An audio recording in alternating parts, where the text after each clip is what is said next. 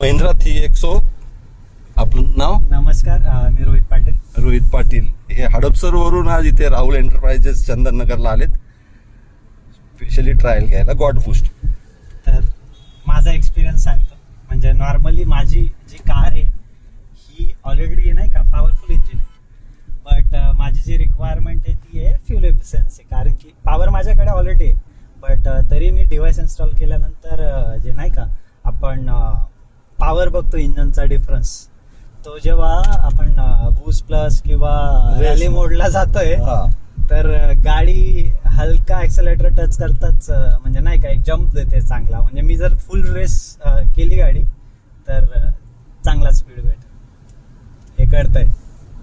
God boost best आहे.